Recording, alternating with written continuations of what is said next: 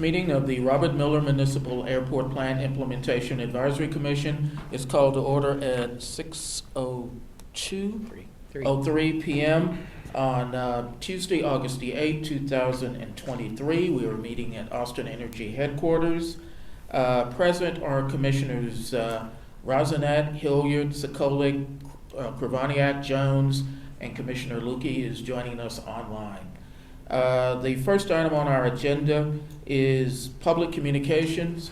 As a reminder, this is an opportunity for anyone to provide up to 3 minutes of testimony on any topic related to the Miller development, but that is not on today's agenda.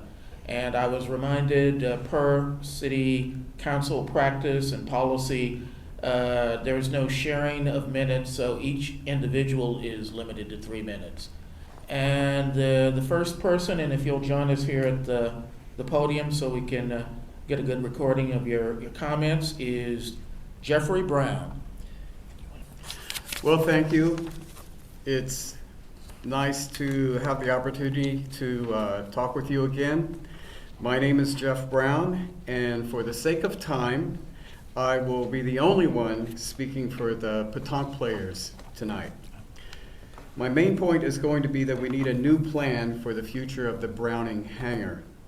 Last time we were here, we were still recovering from the shock of learning that the hangar was about to be closed and sold to a developer.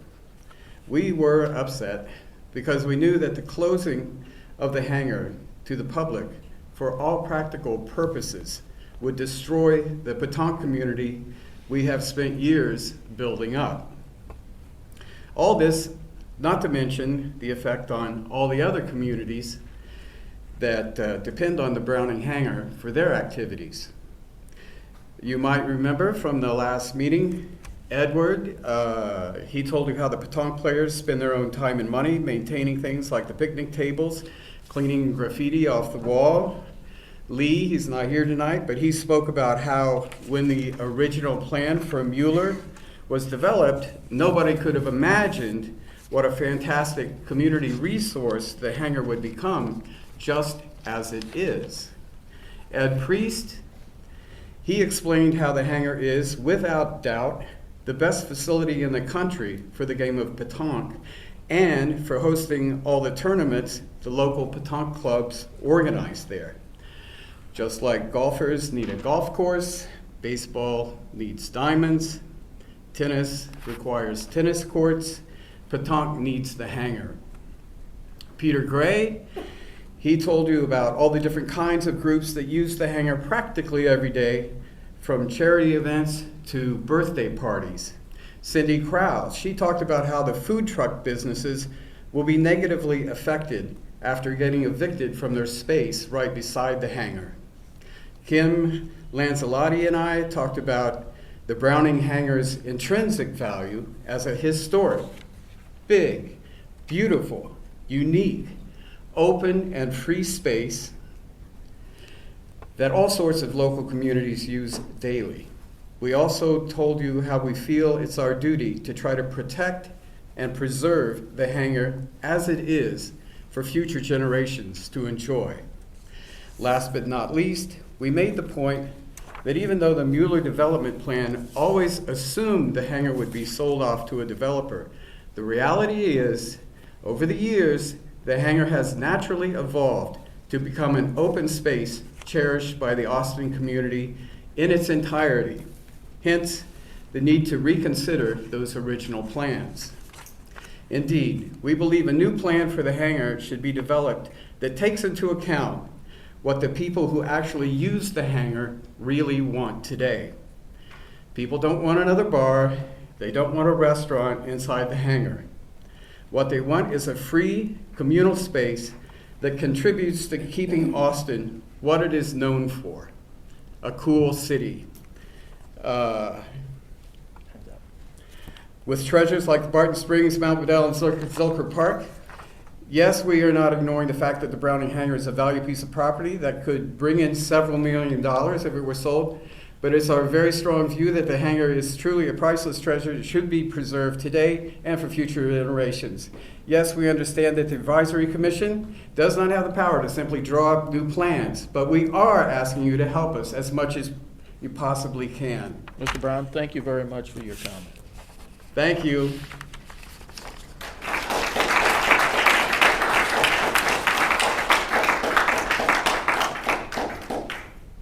And I just wanted to say, is there anyone else who has already signed up who would still like to make comments? All right. Andrew, you would like. Andrew Clements. Thank you for your time, Commissioners. I've been a resident of Mueller since 2013. My wife and I have served on the M&A Steering Committee, and I'm currently serve as a board member of the Mixed Use POA and on the Master Board's Transition Committee. I've heard about the concern for the Mueller hangar. I'm going to voice a little bit more middle approach. I come before you studying if it can remain a great public area, just because I think it is that. It provides both shade and protection from rain to a lot of public events, and I think it's really cherished for that reason. But at the same time, and I'm an architect, and years ago, I tried to imagine the great things that could be built underneath the hangar, and I thought it was kind of cool what could be done. But I do support if there is an opportunity. But when I will say my rationale is that from what I understand, the performer of Mueller has annually for years now outperformed. So I think the return is more than there for what the MDA envisioned. And I think that's the rationale for saying at this point, can the hangar remain a great public use and not be redeveloped? Thank you for your comment. The next topic on our agenda is the monthly developer update, and I understand you've got several topics you're going to include, including transportation issues and maybe of interest to several of the commissioners. Yeah, settle in for a little bit on this one, but I will start first with a very, very brief hangar update, because I know there's a lot of people in the audience that are interested in that. And unfortunately, I don't really have anything much to tell you. There really isn't anything new to report at this time. Hopefully we'll have something more to report before the end of the year as we consider going after historic designation. I will say to the commission, I did get the opportunity to meet with some representatives of the top group. It's been probably a few weeks now. We met over at Halcyon for coffee, and I assured them at that time, and it remains true today, that we would stay in communication with them once we have more to share. So as we're sharing information with you, we will also be sharing it with this very vibrant group of stakeholders who are obviously passionate about what happens with the hangar. So that's a promise that we will continue to keep them updated. Brian, just before you go on from that topic, have we gotten any word on what's the next step on the historic designation effort? I don't have any more information on that right now. I talked to my team about it. They're still interested in pursuing historic designation, but when that will start, it's a little bit unclear at this time. It may be later this fall. Yes, Rick. Yes, Rick. While we're on the hangar again, does the city council have any input on this, or is this just part of the MDA and Catalyst gets to make the call? That's a good question. I don't have the answer for that this evening. Unfortunately, I can't speak to all that would be involved. I would imagine that similar to other parcels of land in the development over the years that have not gone to city council for this kind of review, I would imagine this would be a similar situation, but please don't quote me on that. I'd have to investigate further. Thank you. Question? Yes, go on. Just one more question about the hangar. Back when, several years ago, long before the farmer's market, the hangar wasn't available for use. And we did some work here at the commission and worked with staff in order to make that more open while you were continuing to explore possible purchases. So where was that decision made to open up the hangar for more activity? I mean, someone made that decision. I don't know if the staff that made it or if it was made to tell us. Do you recall? Or I don't. That was several years ago, well before my time in this position. As the PR consultant back then, I would have been involved with that, so we'd have to follow up with you on that. It's a really good question, Corky, and I know that that document, I've seen it myself, exists, and that was before my time on the project as well, but I'm happy to look into that. Okay, thank you. Thank you. Yes, Dave? Yeah, just one follow-up question on the historic designation. Can you remind me sort of like, just very high level, what the historic designation is, why we're trying to go after it, what that sort of achieves for the project? I wish I had an answer for that as well. This is a project that I have not been working on directly, kind of more indirectly, and I'm really just going to be hearing from our team that they want as part of this effort to have historic designation similar to the tower, but I've not heard the full explanation as to why. But again, I can follow up on that too. Sorry, I don't have the information. Okay.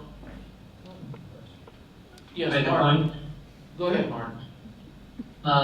As y'all know, I used to run an air ambulance company here out of that airport for 15 years before it was closed. And I can say with some authority that the design of that hangar and the age of that hangar is literally the only one of its kind in Central Texas. There aren't any more. They're all gone. They used to exist at these smaller airports around town, but all those airports are gone now, like Penfield, for example, in South Austin. And there used to even be a little airport over in north central Austin on Candy Lane. And the hangars were left there for quite a long time, but they have been replaced by apartment complexes now. So this is literally the only one, and it's what you would call a World War II style hangar design. So I'd say historical designation is required, because if you don't do that, this will be the only one that could disappear. Thank you, Brian. There's more. I mean, yes, Corky. I'm sorry if I missed this. I think you said it. Who is pursuing, or who is tagged with pursuing the historical designation? Who's working on that? Tell That would us. be the project team, who includes the city and Catalyst. Okay, thank you. And we'll now have additional public testimony in 3 minutes. First from Jonathan Evans.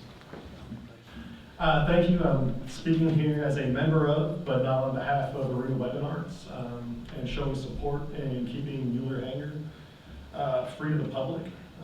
Arena Weapon Arts is a nonprofit organization that promotes swordwork and other martial arts of all types. I myself am a veteran, 10 years, Afghanistan and Iraq, as well as other veterans there have benefited immensely from the camaraderie and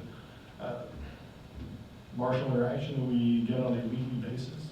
We also share the Mueller Hangar with the Bocce Ball folks, who are amazing as well. I would just say that whether it's getting this as a historical site or just keeping it open for the public, I think this is a great service and helps keep Austin weird, which is what drew so many of us here. So thank you so much, and I won't waste any more of your time.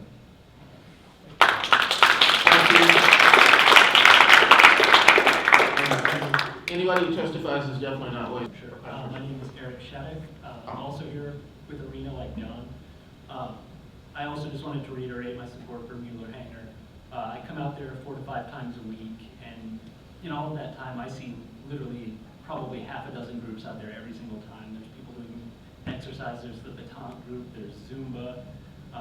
It's just a really, really great variety of communities out there that I see every time I'm out there. And I understand why, people are pursuing development in that area. It's a beautiful spot. But I think the sense of community that's been fostered there is really something that you can't put a price tag on. And so I just really wanted to come in and support and say I would, whether it is a historical site or not, I really support this staying an open community area. I think there's a charm to it. I think there's something special about it that Austin is known for, and it's something that we're seeing getting chipped away more and more each passing year. It's just a really special spot for everybody in there. I've seen groups come in, I've seen communities form, I've seen friendships form. I've gotten to know people through there that I never would have met otherwise. And so I think, especially when you've got food trucks right around, like literally right across from it, that are also kind of an Austin staple, something we're known for, the idea of getting rid of all of that, just to put in some more restaurants. I think that's a loss you can't really measure in dollars. That's all I